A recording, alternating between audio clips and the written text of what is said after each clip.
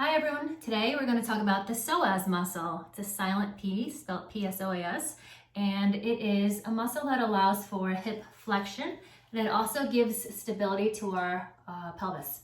And it's located along the lateral lumbar spine, and it also attaches to the lower brim of our pelvis, again, to aid in hip flexion and balanced trunk.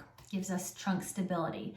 So it's important for a lot of different reasons. I utilize this self-release with patients often to help support optimal pelvic alignment. A lot of patients now especially are sitting a lot at their desks at home, and they might not be in the same position that they're normally in at work. They might not have the most ergonomic setup. So getting up and releasing this muscle here, which is a back muscle actually, but we address it through the front, is going to help really open up your alignment. It's going to help you breathe better even. It's located near that pelvic diaphragm, and it's going to help your hips open up more so that we can undo that sitting position that many of us are in for a lot of our work day. So it's very simple. You can use an all ball like this with a little bit of give to it. You can use a tennis ball, lacrosse ball, anything that's not too much wider than a 4-inch ball like this, though, is preferred.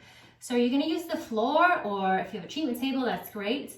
Definitely don't use a bed or a couch. You want something with a little bit of give to it. So what you'll do is you come on up to the table or lay down on the floor. You're gonna just find your belly button, point your fingers there. You'll trace the ball about 1 inch over and 1 inch down from the belly button as a reference. Hold it in place as you flip over. And at this point, you might already be starting to feel a little bit of a cramp. Sometimes it feels like a menstrual cramp, ladies. Then it just might be feeling like very tight and, tender in that area. If you don't feel anything, move it around initially just to find a point of tissue that feels hot, hard, or a little tender. Once you've got a spot, you're gonna cross over the opposite side, the opposite leg, letting your foot rest on the opposite calf. Once you've got that position, it'll tilt your pelvis a little bit and increase the amount of pressure on that tool. Once you feel comfortable there, you can stay here, pressed up on your forearms for a bit. If you do this, I would recommend softening into it, relaxing your shoulders, letting your head dip down. And if that isn't quite as comfortable, you can fold your forearms to support your forehead and neck. And breathe into this. That's one of the most important, crucial parts of this release. You're going to be here 5 minutes or longer.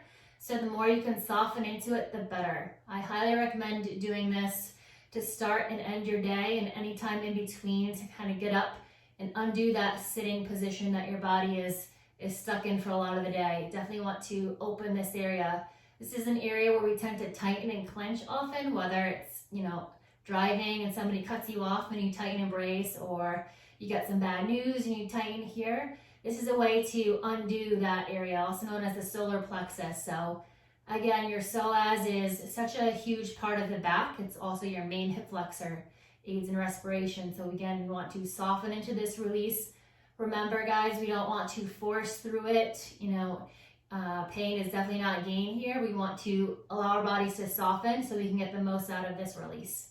Hope that helps, and have a good day.